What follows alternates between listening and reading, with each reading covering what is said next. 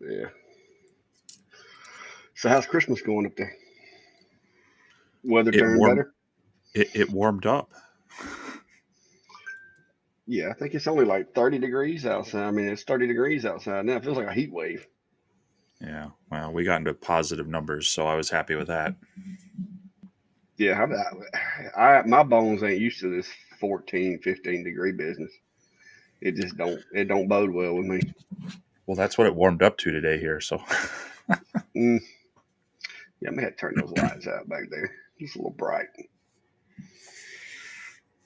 All right, there's 10, and we're a little early, guys. So if you got anything, go ahead and start getting the comments in. I hope everybody had a good Christmas. Maybe Santa Claus was good to everybody. UPS ruined my Christmas. That's what I've been telling my wife all day. My new computer was supposed to be here, and it didn't make it. Hello from Illinois. Is it warming up, everybody? Is anybody still suffering from this polar vortex or whatever they're calling well, we might legit have rain later this week, so that's going to be quite the bipolar weather. it? Well, let me ask you this. If it rains on all that snow, will it just make it into ice or will it melt it away? A little of both.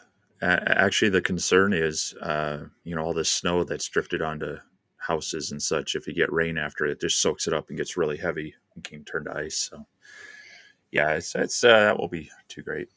But there we got people rolling in. Yeah. We got Atlanta, Houston, North Carolina. Uh, let's see where else we got. Tucson, Arizona. Yeah, I bet they haven't had 15-degree weather in Tucson. Well, I don't know. Some of the folks out there say that it gets cold at night. It's just hot during the day. 44 degrees, Beaverton, Bluegrass, Alaska. Yeah, somebody was telling me, I don't know if there was any truth to it, but somebody was telling me last week or this past few days that it was colder here than it was in parts of Alaska, which I think is just ridiculous. Oh, that can be, especially if we're on their coast. They get Yeah, some of that warm ocean air coming in. Alberta, Calgary, Alberta. See that Chris right there. I bet he's probably like you. He's probably part of that group that sent all that cold weather down here from the North Pole or wherever it came from. But yeah, let's see, 26. What time is it? I mean, hey, if y'all got questions, you can go ahead. We just kind of chilling out. I mean, I'm not in my shop, as y'all can tell. This isn't the shop. This is the living room. I'm in my wife's domain now, so I don't have any tools or anything cool to show you much. Greg from West Georgia. How's it doing, Greg? Gotten down to 31 at the past week. Really nice during the day. Where's Mark at? I didn't catch where Mark was. Tucson. Okay. Well, cool. Well, I hope everybody's starting to warm up a little bit. I know it's been ridiculous around here. This is going to be the next few days as it starts to warm up here in Alabama is going to be a good week to be a plumber. A really good week to be a plumber because I have heard so many people of frozen pipes or water doesn't work because the pipes are froze, and you know that once it thaws out, that's usually not going to end well. So I mean, I went to the propane store the other day to get some propane for my heater in the shop, and they said they were just getting slammed with people coming to get propane. -20. Yeah, see, that's some of your people up there, Steve. I Yeah. can't. I can't. Well, I mean, and that's the thing. I mean, I joke around a bit with you and other friends down south when they complain about these, but we're geared for it up here. We've got the infrastructure for it up here, um, and so it still sucks to be with it, but yeah, we're not going to have as many issues with plumbers and running out of propane and other things as people out well south and east of us are. So Well, and I'm pretty sure the building codes up there for like home, construction. I'm pretty sure y'all's R rating on your insulation and stuff is a little more substantial than what we usually do down here.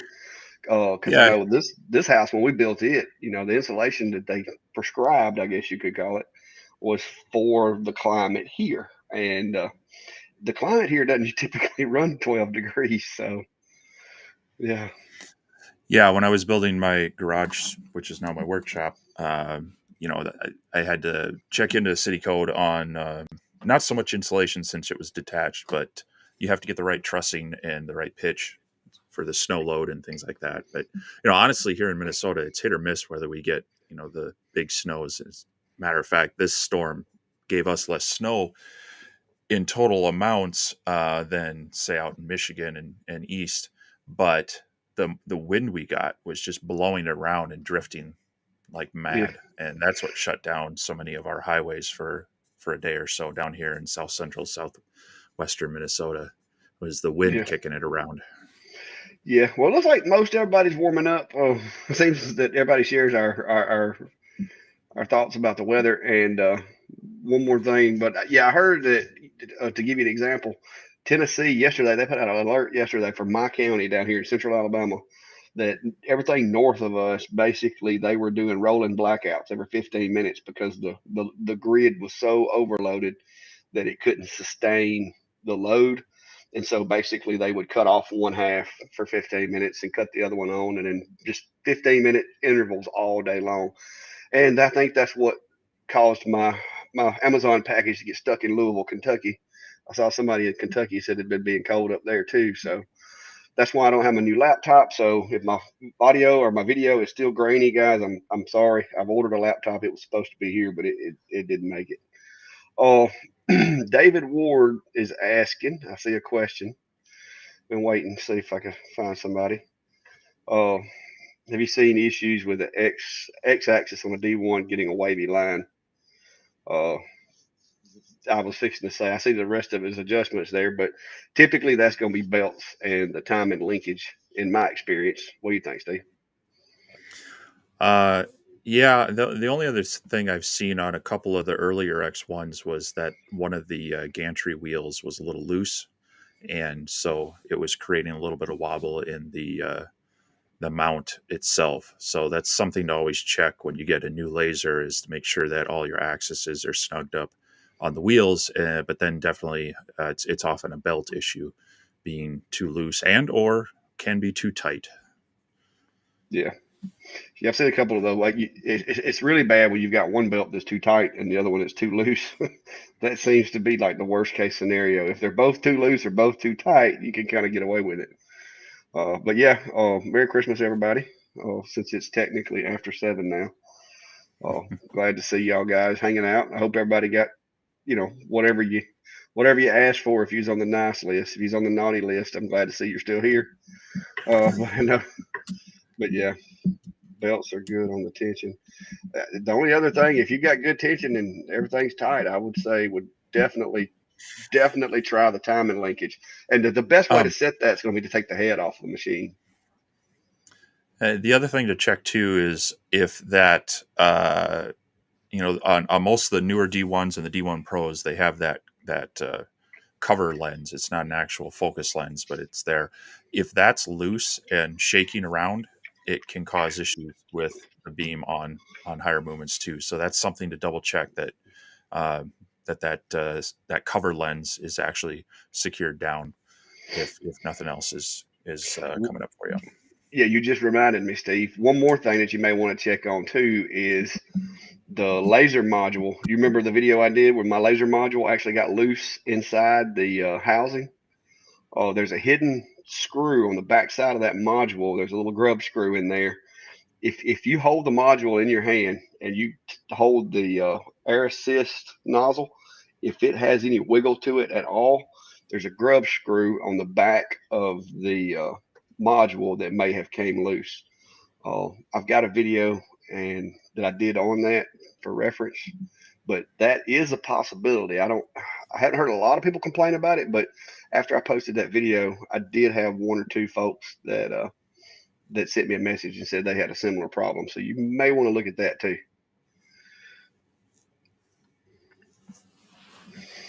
Digital caliper seems to be working great. Yeah, that's what I do. Uh, I use my caliber and to try to measure the distance because assuming the belts are the same length, if you move those tensioners the same amount, it should be very close. Merry Christmas. Enjoyed the dog crack topper this week. Yeah, Rogue's really liking it. I would spin the camera around, but this thing's mounted to my table over here. But she's passed out in it now, and Max is passed out right here beside me. So whenever I'm in the house, they're like right here. But and it's cold enough. They done got spoilt this week because they've been in the house all night. Yeah, it's right behind. There's going to be a sticker over top of that screw, David. So when you pull the laser off and you're looking at where it mounts to the machine, there's a sticker back there that you or it's either there on the side. Look through the videos for the Pro. I don't forgot what I named it. I'll be looking for that for a second. Can we watch for questions and see? I'll try to find out what I named that video because I don't recall. See, I had to run out in the cold to check my shop to make sure that it was staying warm enough. I do have my 60-watt CO2 out there that I keep the chiller running because it keeps water moving through it, and then I have a just a small oil-filled radiator heater that keeps the temperature moderation there. But when we were down below, hitting real temperatures of 15 below zero for extended time, that stresses it. But lowest temperature I got in my shop was 32 degrees, and everything was fine. Yeah, so Wes is asking about lowest CFM fan you can recommend for vacuum table on enclosure. 4-inch at 230 CFM. That should be decent. yeah, Um, yeah. As it, long it, as it's a constant, especially. well, it depends more on. It also depends on how many bends and turns and what the length of your exhaust is. If you have a lot of sharp angles in your exhaust piping, or if you're using a lot of that kind of flexible tubing, that adds pressure and resistance to the airflow. So you want to kind of make your bends as shallow as possible and not like hard 90s if that's possible. And you want to have it as close to your outlet as possible. That'll all degrade your airflow on it. But generally, in most of these smaller enclosures, I recommend people getting something or somewhere in the range of 175, 200 CFM to be able to move air through efficiently, assuming you don't have more than about 6 to 10 feet of piping. Yeah. Now, one thing to consider, and I know this is going to be different, like we discussed earlier, based on building code, or whether you're an older house, a newer house, whether your house is completely sealed or drafty or whatever. But in a perfect world, you would also want to make sure that you provide enough air intake into your enclosure to accommodate how much air is going out. And I know you can't always do that. I mean, if you're working inside your house, you're not necessarily going to want to drill two holes in the wall. But an option that I've been discussing with a buddy of mine that I'm working with is making, and this is something that Steve could probably get into, is making basically if you had a CNC machine or either do it with a laser. I mean, you could do this out of 1/4 inch Luan, is make an adjustable insert to where you could raise the window, set this thing in the window, and slide it to fit the hole, and then maybe have some wing nuts and some carriage bolts to hold it together, and have on the left side have air intake into the house, and on the right side have exhaust going out. That way you have a constant flow through that machine. You guys up north that have don't want to lose that that valuable heated air inside your house, it would help with that. Plus, it would ensure that you had enough airflow to get it through there. And I'm probably going to end up designing that for my buddy because he where he's putting his is in a garage and he has a window right behind where the machine's going to be, but it's kind of like subterranean almost up to the window because it's a basement. And so we've been looking at designing something for him to do that because on Amazon it costs you 20. I found them from $20 to $30, but they only have one port, so you can only put one hose. And in a perfect world, you would want two, one for fresh air intake and one for exhaust. And so we're going to try to build that, and it may wind up being a video about that before we're done because I've got it built in my head. I just haven't put it on paper yet. Yeah, my biggest concern there would be that your intake is far enough away from your outlet. Otherwise, you're going to be sucking in some of that other exhausted fumes and such. Well, Um, yeah, you could, like I said, the way I was looking at it, you could, even if you could just get it out the window. I mean, you could actually add another, you know, flex hose or whatever to drag off up the side of the Hmm. house if you wanted. If it was one of those, like I said, weekend warrior type things where you don't want it there continually, you just want to set it up and use it. I mean, but once you get it outside the house, I mean, you could technically add another piece of flex tubing and take one way and one the other. Uh, but but yeah, it's there's a lot of different considerations. But I'm telling you, a good fan's hard to come by. That newest one I got is actually doing a really good job. I was a little worried because the specs were so low compared to some of the other fans, but I can't tell it in actual using it. It seems like it's actually got more output. There's some of your neighbors, Steve. Yeah. Any issues with drawing very cold or across the laser? you're, Cold would be you're better.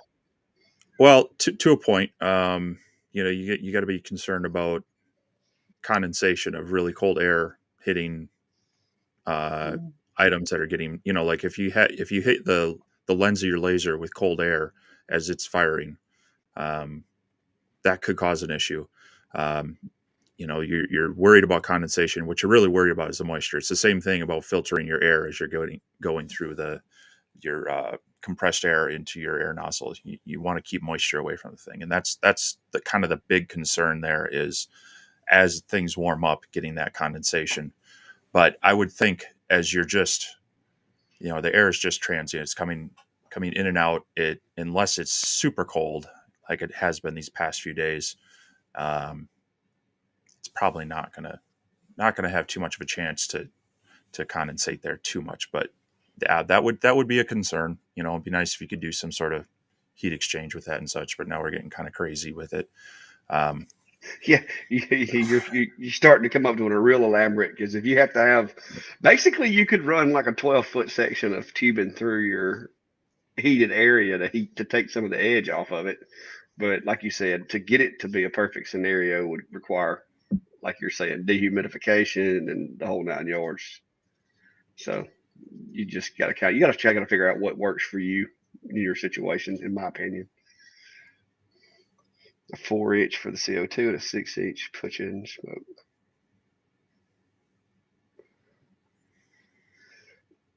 Yeah, if you have existing, like that's what I've been running 4 inch exhausts on the ones that I'm using fans on now. My vacuum table, I actually use a shop vac.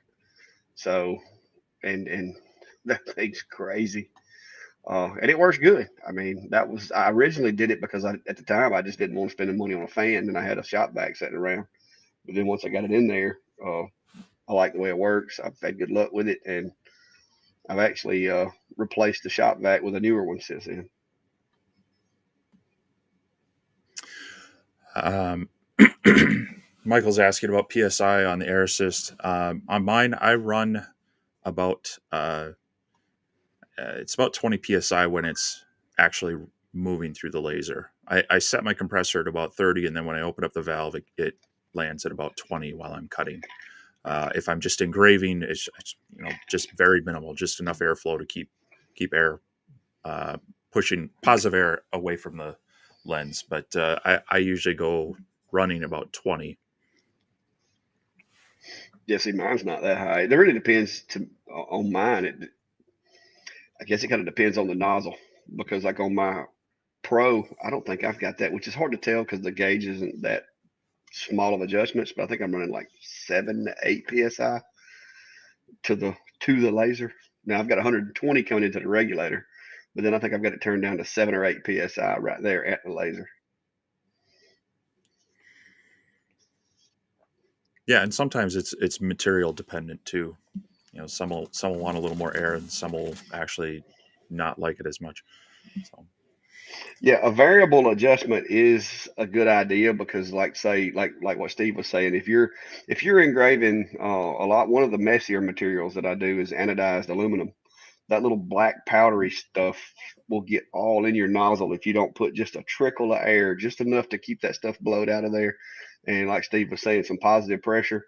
And I think that's the reason that I've had my 10 watt for like 13 months now, and I've never had to change my lens out or anything because I one my air. flow set up, and then two, I run air assist. Whether it's light air assist or heavy, I run it all the time.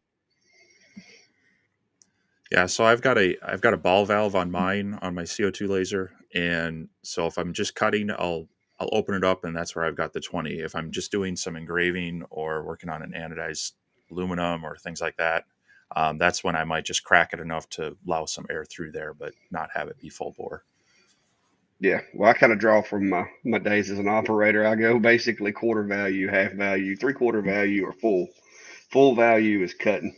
Uh, Quarter value is typically like if I'm doing leather or I'm doing something that I actually could blow around in the workspace, then I'll do quarter. If it's an engrave and I want it to go like deeper than normal, I'll do like maybe a half or three-quarter value. To Because I have found that if you run air assist while engraving, yes, you're going to get a little bit of yellowing because of it because it's forcing that air out on that wood, but it will also blow the soot out of the cut and make it engrave a little bit deeper than it will if you're not running air assist. But you also lose a little bit of the color when you do that. So you Hmm. just got to figure out what application it works for. Yeah, it's another thing to run some material tests on is to see how your air assist will have an effect on it as well. So Yeah, it's all about testing. yeah, a lot of it. There we go. But everybody that's saying, "Hey guys, I appreciate you saying, hey, we're just trying to get to these questions and everything." That's going to be more in your wheelhouse there, Steve. Um, I don't know that name brand on mirrors matters. It's more of their reflective quality. So if you can, you know, get some stats on that, it's going to help you.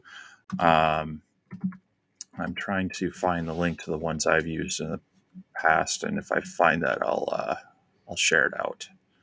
But it's the thing that I find on Amazon and eBay and such is it's a lot of these, unless it's a truly name brand, they've been around for a while. Chances are you're going to order it 1 year, and next year that seller or that brand is no longer there, but the same thing is there under a new label.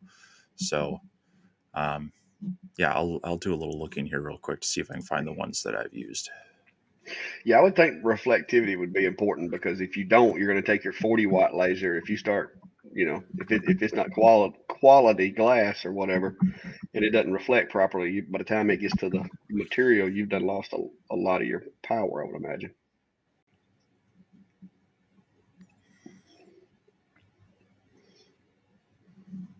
MF30 variable speed. Yeah, now I will say this: if you're not using shop air, if you're using a like the aquarium pump style pumps, I will say, and I'm pretty sure Steve would agree with me, if you have a variable control on that pump, to me that's a lot better than either on or off. Uh, because I've got a Diwali that has variable speed, and I've got a Comgrow that has variable speed, and I prefer both of those pumps over the X tool because they have that variable capability.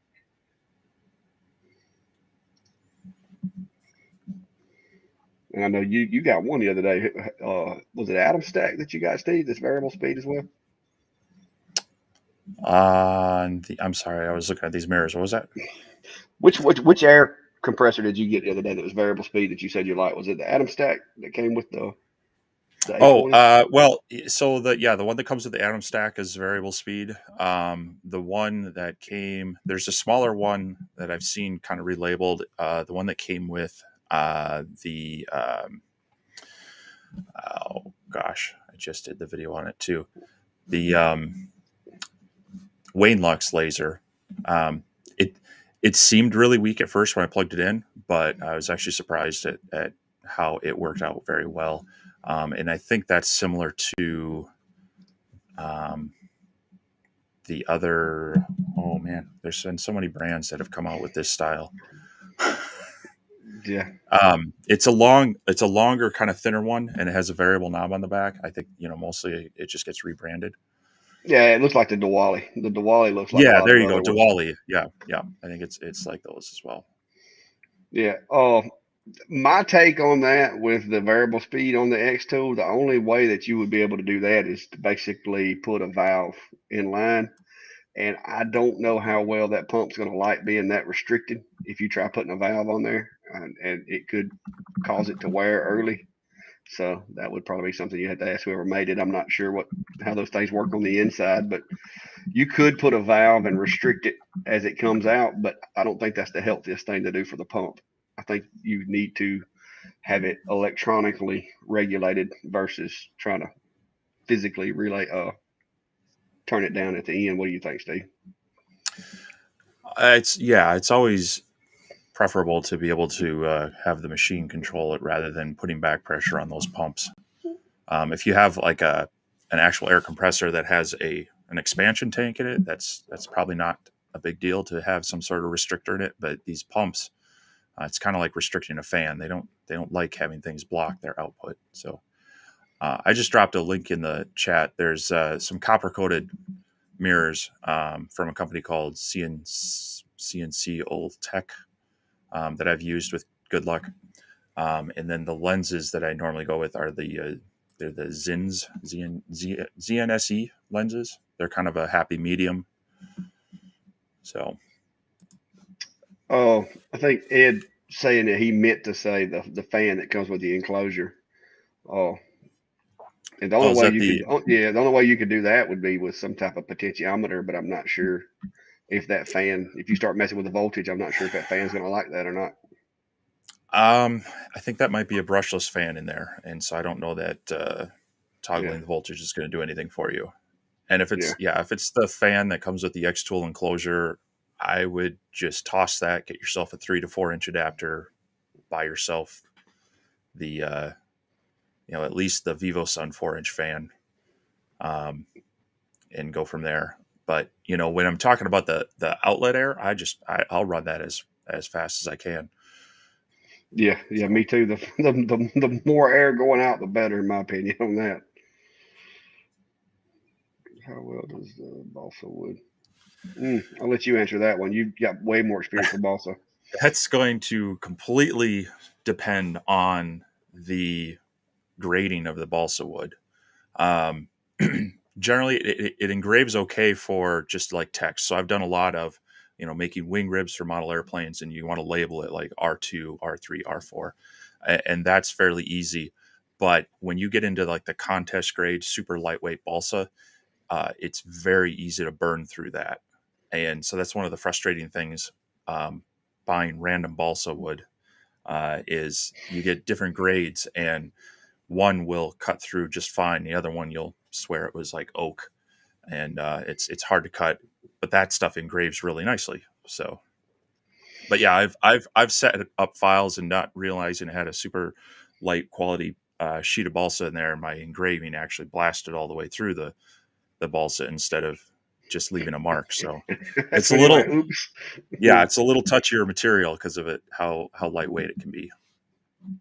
Yeah, from my experience, the harder the wood, like with the hardwoods, the smaller the typically the harder the wood, the smaller the cellular build, I guess, or the structure of the grain. You get really nice engraves, but that same quality makes that stuff really hard to cut.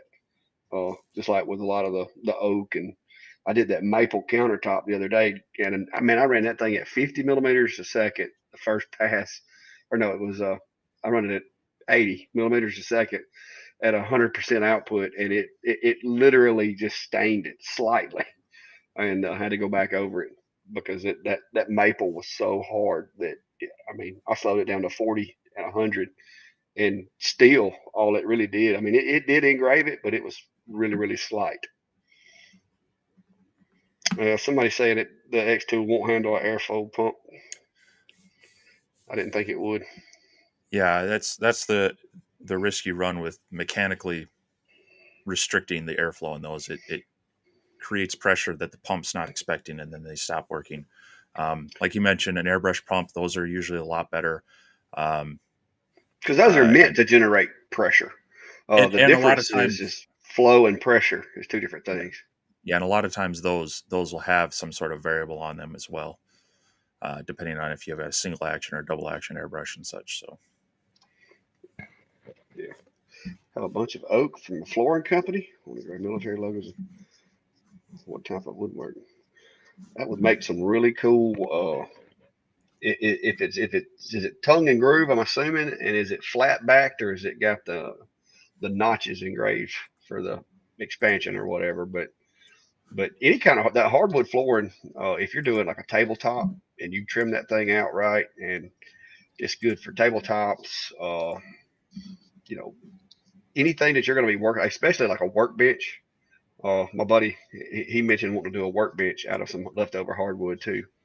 But those are really good for workbenches because they don't dent really easy.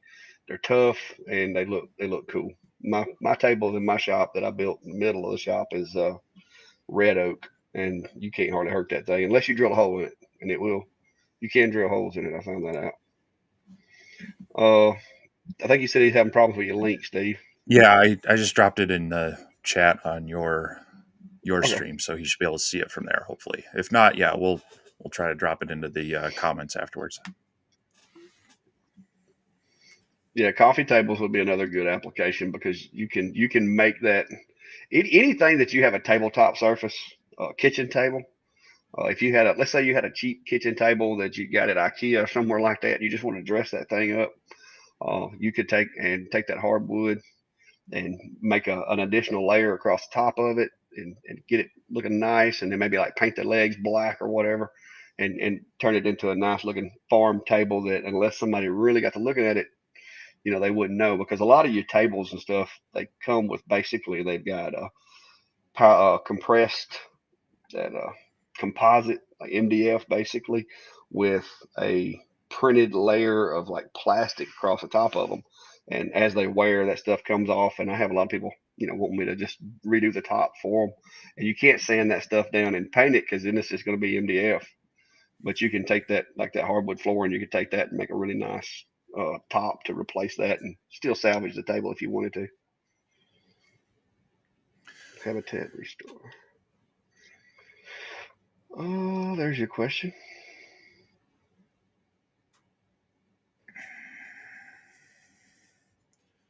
Does the laser have?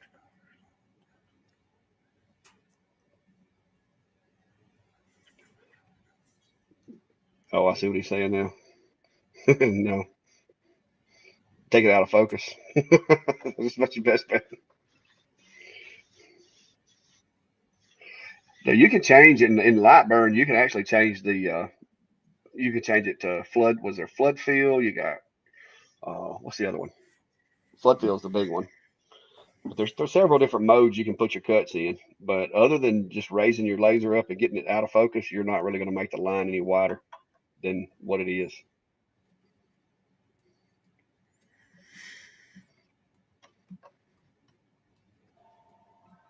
Oh, hope somebody's got that. It's never for me. All right, I'm trying to check. No more comments. No more questions, concerns. All right, guys, y'all got to feed us something here. We're gonna be rambling.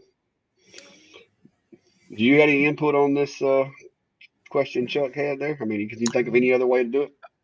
Uh, I mean, no. I mean, like you said, you can defocus it a little bit, and that'll give you a broader line in one pass. But then it's kind of hard. You're doing a lot of tinkering to try to figure out power and speed and overlap.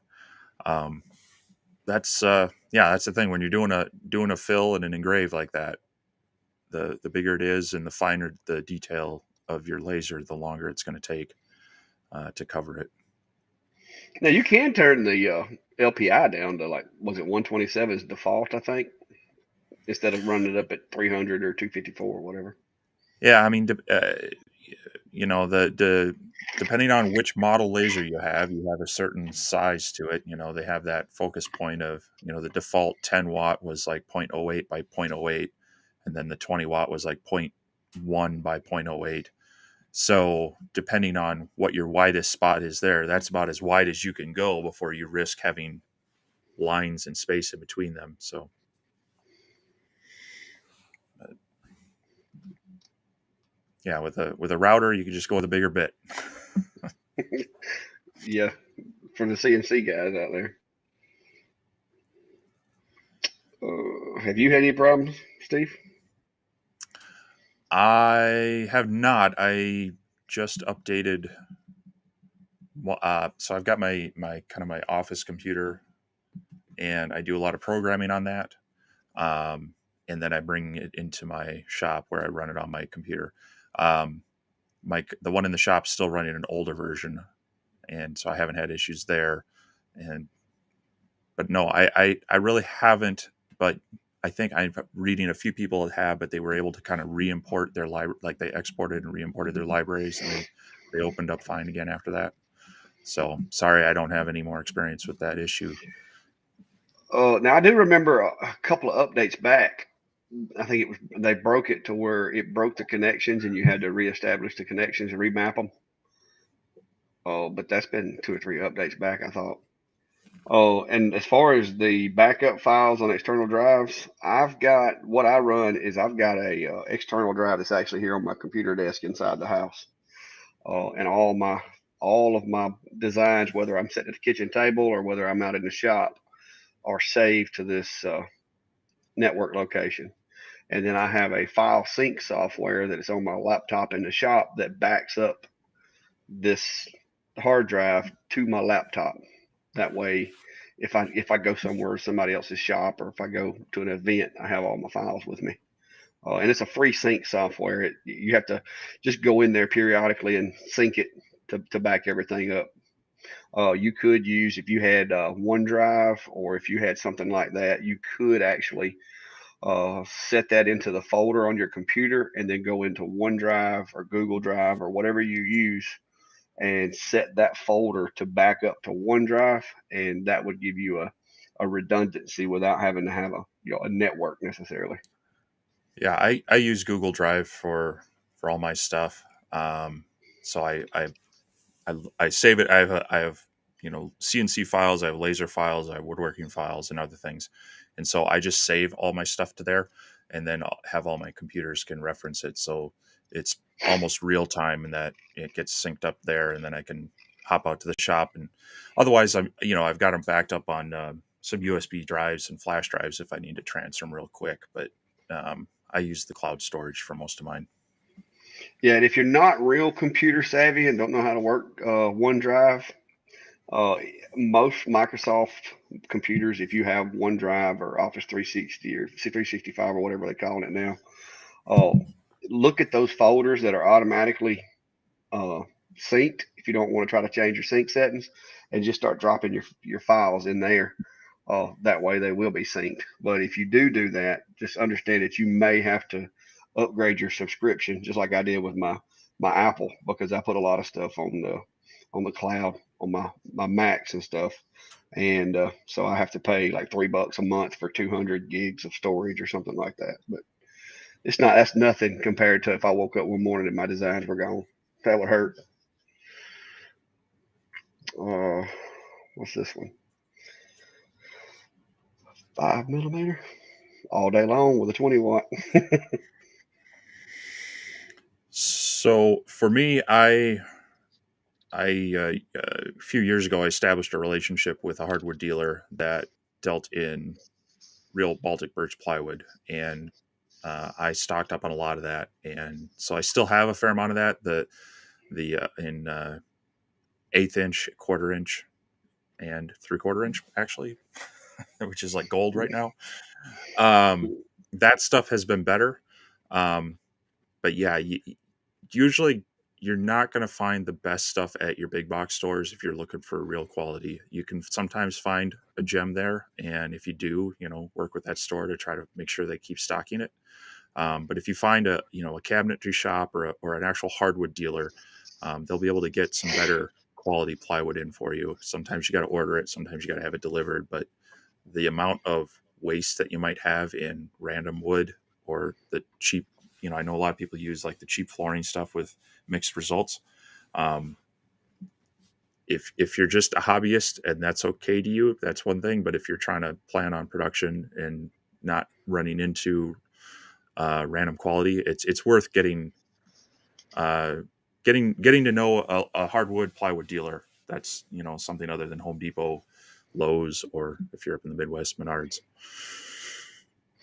Yeah, see, I've got a store in town that gets the 1/4 inch Luan or underlayment, whichever you want to call it, anywhere from 4.5 to 5 millimeters, and that stuff's gold as far as I'm concerned. It winds up costing me $1.41 for a 16 by 16 square, and if I can, make 10 keychains out of that, I've made plenty of money back. And the stuff that they're getting, I get very few voids, I get very few patches, and very few of those glue spots. I mean, I do get them, but the few that I get, I just toss that piece over there and in the scrap pile and use it to start a fire with or something. But yeah, the depending on what you're doing and how particular you are, I guess. But I use that uh, Luon continually. I did have one bad sheet the other day. I don't know what happened, but it was like half the sheet was hollow. I had to throw it away. Let's see. Plywood's hollow. So, just kind of jumping back to Chuck's question there about how it was operating, um, and Chris kind of answered this too. So, there's the flood fill option in layers, and so it's going to depend on if you're using an actual vector file versus a raster image. If you're using a vector file, you have options such as flood fill, which will just stick to the confines of the item. You can also group your items to do it instead of all at once. You can do individual objects at once or groups at once. So you can look into those options, or at least within Lightburn, to have it be more efficient about its moves and not cover so much white space. Use the preview function when you get ready to send it. Right click on it and preview and look at the way it's moving, and then look at your job time, and then you can go in and toggle flood fill, go back and preview again. Sometimes it saves you time, and there's other times where flood fill will hurt you. So Mhm. you're gonna want to check that before you send it, because flood fill is not always the answer. Some designs flood fill will take twice as long as standard, but if it's a design that has a lot of white space in the middle of it, you can see some gains from that. The best way to do it, if it's a image that you're going to use a lot, is to basically duplicate that image and cut it in half so that you have one engraved going down this side and one going down this side, and you don't the machine doesn't actually pay any attention to the center. But that takes some time, and if it's just a one-off that you're doing, it's really not worth it. It's worth it just to hit flood fill and get it rocking. But you have to play with those settings, because sometimes, like I said, I have found situations where flood fill like adds hours to a burn.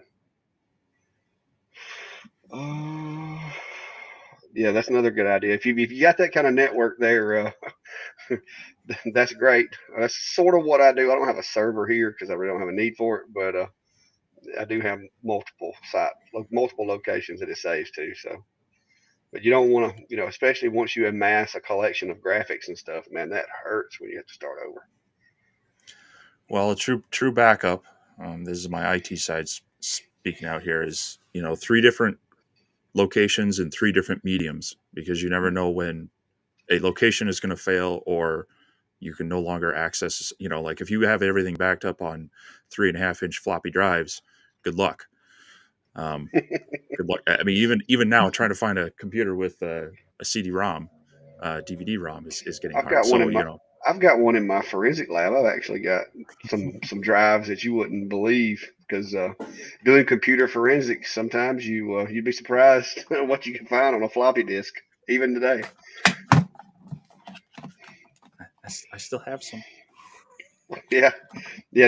Now I've got my machine actually has my forensic machine actually has an external connection for hard drives, both power and the SATA cables, and even some old SCSIs, believe it or not.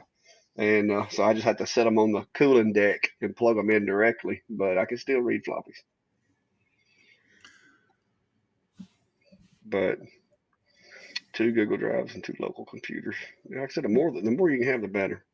All right, guys, we're running out of questions here. Me and Steve just gonna start There's one talking from D IT. Left. He's asking about inspiration. Oh, there we go.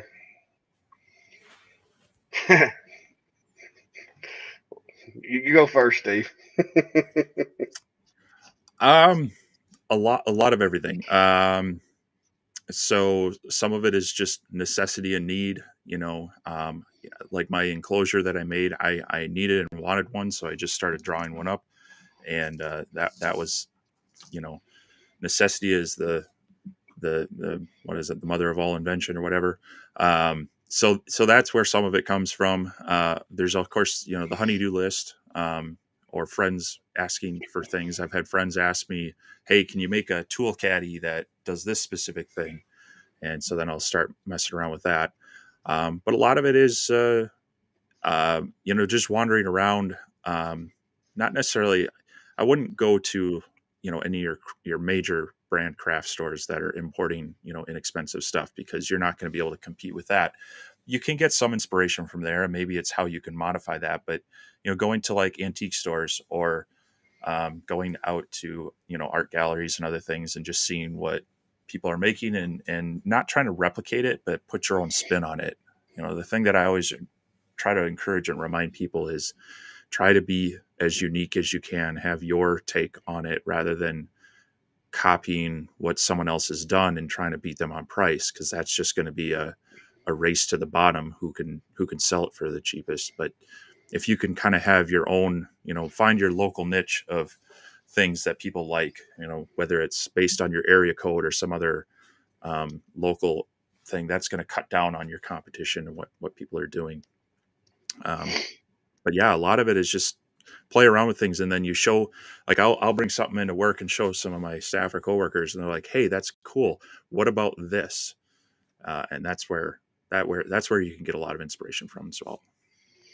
Yeah, I went to was over family's house for Thanksgiving tonight, and me and Bull were both there. And ones of you that don't know, Bull helps me in my shop, and she broke out these little wooden circles that was just a wooden circle, and it was made to where you could sit a hot pot or pan on the table. It's like a coaster for a boiler or a coaster for a pan. And me and Bull just kind of looked at each other like, we can make that. so so I had just cut up a bunch of oak yesterday, and I told him, I was like, look, dude, we can make those. And she was saying, oh, I've got two of them, but I need like four more. And I'm like, we can make those. And my sister had bought them for her, and they were like 15, $20 a piece. And I was like, that's just a little scrap piece of wood, 12-inch circle. I can even make it even better and put a couple of handles on it. So that's the way it is with me. I'm walking around just living life and seeing things, and like, oh, I could make that, but I could make it a little bit better. Uh, and that's you got to keep your eyes open. But that's, if you're just trying to figure out how to work with your laser, go ahead, take something that someone has made and try to replicate it, because that's a great way to learn. And sometimes that's what I need if I'm learning a new piece of software or new equipment. I need a project, and I don't need to be thinking about all the, what am I going to do. Just give me a project so I can focus on that. And it's a good way to make it work too. So Yeah, if you're just looking for projects to try to build to hone your skills or get better, Etsy is. I mean, Etsy. What's the other one? Pinterest. Is it Pinterest? Yeah, but Pinterest. yeah. I mean, you can look at pictures of stuff that people have made and just look at it and go, hey, and a lot of people, and I'm guilty of it. There are people out there that get lasers that have no intention on ever learning how to design. That's just not what they want to do. They either don't like, just don't want to do it, don't have the time or whatever. And so that's where folks like myself or Steve, we can make a design and sell it to people, and it can be unique. I can make custom designs for people. I've had people message me before, hey, I want to do this on my laser, but I don't know how to build it. Could you do it for me? And I mean, so you've got to figure out, is the design process, is that what you enjoy, or is it the physical burning, or is it the wood prep? What part is it that you enjoy, and just go with that, and and build on it. But like Steve was saying, most of my stuff is just because my wife's like, hey, this is neat, I'd like to have one of these. And so I'm like, well, I think I could make something similar anyway. Like and now I'm gonna tell you that, guys, the dog kennel topper, which is basically just a huge, it's a tabletop with no legs. That thing seems to be a pretty good little thing for pet owners right now. because I've done had several messages about those. So my brother's going to be making them in the next week or so. I appreciate you there, D Left. That's what we're here for. We try to answer questions when we can. We don't get too busy. How's that portable shop coming there, Super Duty? Have you thought about getting into the? There you go, Steve. Just more down your alley right there. Yeah, I keep looking at them. I don't. Um, I don't have the justification for one yet. Outside of I want to play with one and see what I can do. So we'll see. Maybe one of these days a good deal will come along and I'll or a job that'll pay for it. One or the other. But Yeah. Oh, how do you join two straight lines in Lightburn? By lines, do you mean line or you talking about like shapes? Because if you're talking about lines, there's a function in Lightburn, and I've got a cheat sheet of functions for Lightburn. Let me find that because you guys would love that thing because I ran across it somewhere and I screenshot it. Let me see if I can figure out where I put it. Uh, but there's functions in Lightburn. You have to go to the if you look to the left, it's like what four icons down where it shows you all the individual nodes, yeah, there's edit and nodes. and that's where you're going to want to go for that. Hang on, I'm fixing to make y'all's day. Let me drop this thing on Google Drive. Keep them busy while I drop this because I found this file the other day and I was like, man, the guys would love to have that. And it's from Lightburn, I'm assuming. If it's not, oh well. Uh, there we go. Yeah, MK Crafts. If you have an existing business where you're creating things and adding a laser can be huge. Just being able to personalize things. So if you're already making things, just being able to put custom engravings on it, and if you've watched uh, Clack's video on the concession stand thing, that's where the diode laser can shine. Is that you can move it to the item. You're doing a big tabletop. You could put your mark on the bottom. You could put something on top with just placing your laser on the object quite easily. So they can be huge for existing businesses that want to branch out into more. Yeah, fun fact. That's the reason I actually got a laser was because I wanted to engrave things that I was making in the shop, and I found out that I was terrible with a Dremel, I was terrible with a router, and I was terrible with a wood burning kit. And I knew I could work a computer, so I'm like, hey, that's me right there. This is that. It should be. That should be that Lightburn file, the little Lightburn cheat sheet that I found.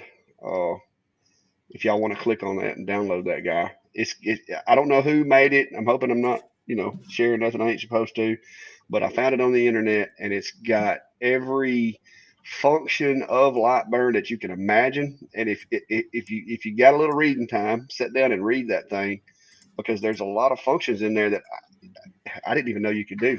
And I've slowly incorporated those when I'm building things, and it makes things a lot easier.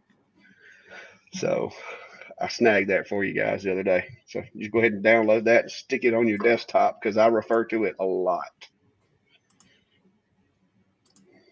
I just put it in my chat as well for people that are over there.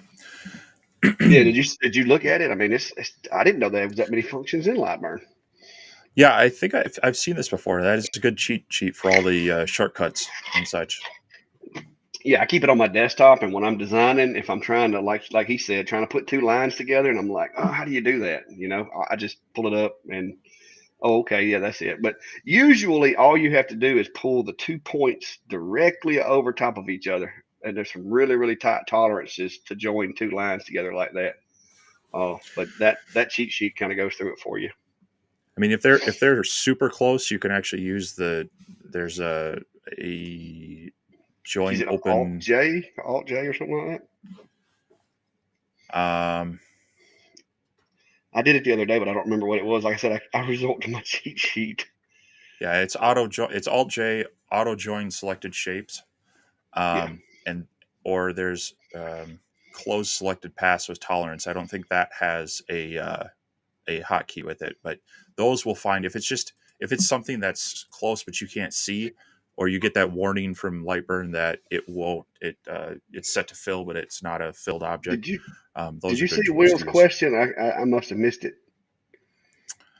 Uh, Um, was that the he one about says the do more topographic map? research. Okay, they kind of I hit a hot spot. I'm only got so big of a screen over here. Oh yeah. So he was asking about. So Which he's got to import an STL file to cut a topographic map using a CNC. Is there a way to burn variable power within the layers of the STL on the laser once it's done? the Um, map. We're going to map that. that would depend on how the STL translates. Um, because if you can Can you bring flatten, it in as a DXF? well, that's what I was thinking is if you could flatten the STL lines into basically a 2D DXF, then yes, but that's not something I've tried before. Okay, yeah, I found his comment. There it is. I had to scroll through it. And I'm sorry, guys. I got like a little bitty box over here that I try to keep an eye on it, but I was messing with this uploading that thing to Google for y'all, and I missed it. But yeah, I'm not experienced with STLs. That's going to be more in Steve's wheelhouse. I'm guessing that's a CNC file format. Well, it's like a 3D um, object and in CAD. So yeah, if you can flatten the lines into a layer, then you would be able to set that to your laser. Cool. Uh, trying to get layers in somehow. Oh, yeah. Yeah, if you could export that as a DXF, I do know that Lightburn it works pretty well with DXFs. But then you'd have to go in and just remap all the settings and just change each line to a different power, and that would take some time. Appreciate you there, Chris. Grayscale height map. Yeah, the ones that I've done. If you're trying to do the topographical, now I tell you what you could do. Could you, Steve? Could you take each layer of that STL? Can you isolate those things and export one layer as like an SVG or a DSX, a DXF, and then bring it back in and just cut one and then or put one in the workspace and then import the others? No. Yeah. And then Um, import the others and just cut it as you go. yeah. So what I've done, like with model airplane development, is you take your 3D object and then you basically take slices of it, and then you take your outline of each slice and export that as a layer. Um, so I guess it depends on the software you've got. There's also some online STL to DXF converters that might be able to help you out there too. But I don't know that you can do it. I know you can't do that within Lightburn, but if you've got access to, AutoCAD, or there's some free versions of CAD online, or you maybe even try Fusion 360. I haven't done that slicing feature in there before, but there should be a way for you to actually set up the layers that you want to grab basically the outline from, and be able to import it. Might be a little extra work, but eventually you could get there. Yeah, I'm thinking about sticking my toe in the 3D printing world. I'm torn. I have found out. I have after talking to you though. I have decided whatever I get is going to have auto bed leveling. A friend of mine just got the new Anchor 3D printer that's supposed to be fast and have some pretty good bed leveling. So Yeah, he just got it before we went on Christmas break. So I'm curious to see how it is after he's had a few days to play with it. yeah. I'm still researching right now. I ain't ready to pull the trigger. I got enough going on already. But uh, you're welcome for the file, everybody. I seen a few people saying thanks for that. Like I said, when I saw it, that's what it hit me. I was like, man, I need to share that out. It's valuable. Oh, but not a whole lot.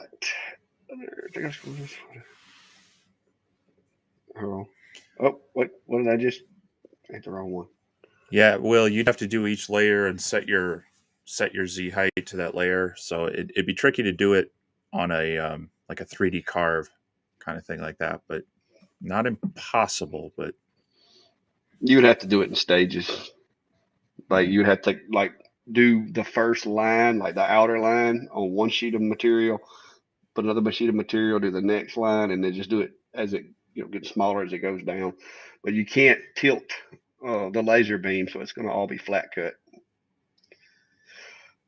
3D printing is very useful for G. Yes, that's see that Mark. That's my thing. Is as much as I like to tinker. Like the other day, I was kicking myself in the rear because I didn't have a 3D printer for that ComGrow upgrade that I did because I really wanted to print some stuff and fix some brackets for that. I was gonna cut them out of acrylic, but to be honest with you, I just got lazy and decided it was just easier to do it with the wood than to try to measure everything. But yeah, I'm wanting to try it. I'm wanting to play with it. I just don't know how much money I want to spend on it right now. Well, appreciate you, Michael. Michael's fab work. It's getting to about that time, so which I ain't got nowhere to be. But if anybody's got any questions, I'm in no rush. I think all the kids are in there. We had technology for Christmas this year, so kids are in there trying to learn their new toys. Wife too. So I'm just sitting in here a little disappointed with UPS. Ah, man, I hope the video's better this time than it was because I deleted everything on this little laptop I could. I went in and configured it to where all the startup stuff's disabled, trying to just get this thing to do a little better job. But hopefully next Sunday I'll have my new 32 gigabyte RAM 3060 the video card. I mean it's pretty pimped. I just dropped a way more than I wanted to on a computer. All right, let me see what we got. Thank you for the get together for Christmas. We appreciate you, and I hope Santa was good to you, or at least you're good to yourself for Christmas either way. Well, yeah, the Creality printers are good. I've got the Ender 2 Pro and the Ender 3 Pro, and then I've got like a longer 3 uh, resin printer that I play around with as well. But yeah, they definitely.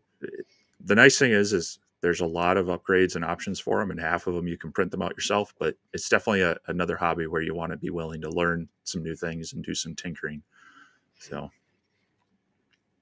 and yeah, it's not fast. got the laser is fast.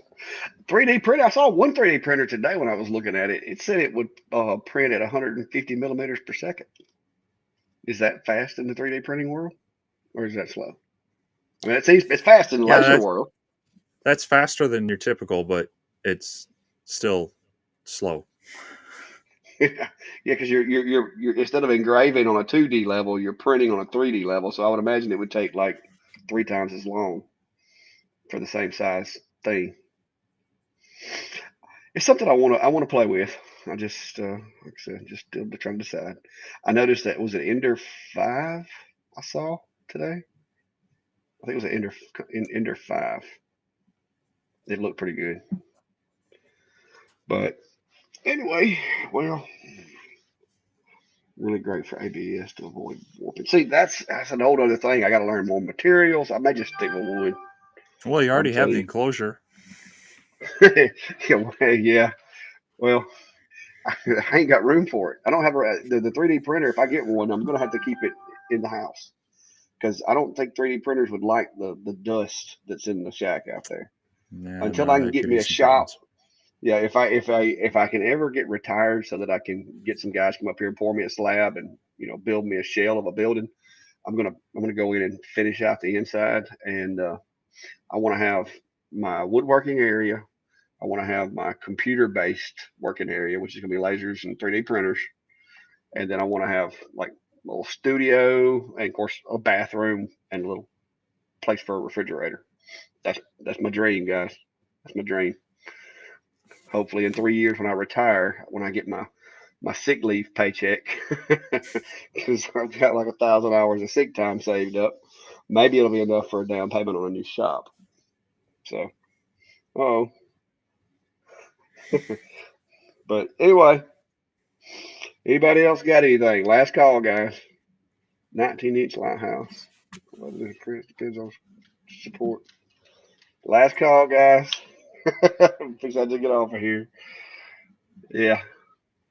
Put a bed. Hey, my wife has told me that if I do get a new shop, I can't put a bed in there. She said she's okay with the bathroom, but I can't put a bed in there because she said if I do, she won't ever see me.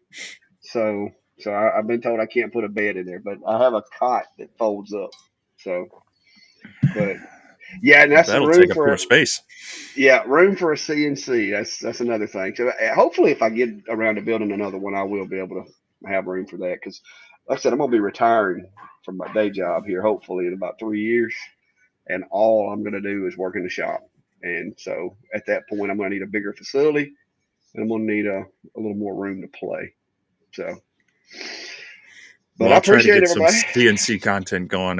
I was out in my shop today trying to warm it up to run my CNC for a bit more. So if people have questions, want to see more of that, hit me up, and I'll try to get out there more and provide some CNC info and content as well.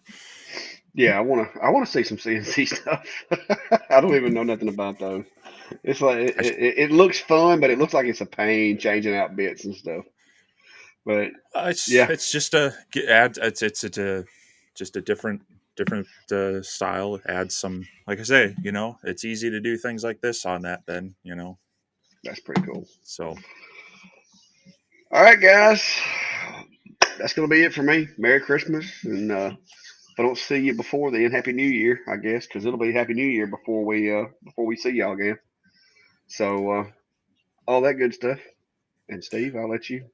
James, I'll answer your question quick. I actually have three. The big one is the Onefinity, and then I've got a smaller one that's an open build Ox, and then I have a desktop Stepcraft D600. So, but anyway, yes, this has been fun. Glad we got together here. Hope everybody has had a Merry Christmas and continues to have a good holiday this week. And hopefully next week it'll be warmer, and I might even be out in my workshop next week, depending on how it goes. So, Well, it's got bad when I'm in the house. I don't come inside very much, but this is like the interior part. So, but we got some company, so I definitely got to go now. Unless y'all, hey, do y'all want to be on the live, Whitney? Whit, Case? Okay, yeah.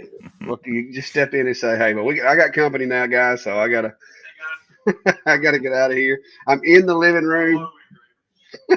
I'm in the living room, so I guess I need to get off here. But I appreciate y'all. Appreciate everybody's support. If you haven't already, I'm gonna throw this out there. Steve's not the sales guy, but I am. If you haven't subscribed to either my channel or Steve's, please go do that.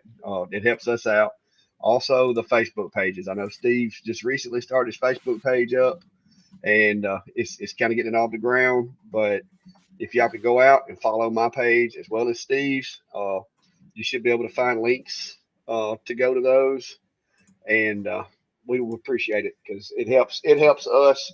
One, it attracts those guys that send us the stuff to test out, and two, it's just cool. We like having fun toys to play with. So thank you for coming, and I'll leave it with you, Steve. You can close this all up. I'm right, gonna end it. yep.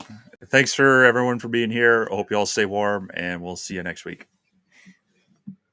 Later, guys.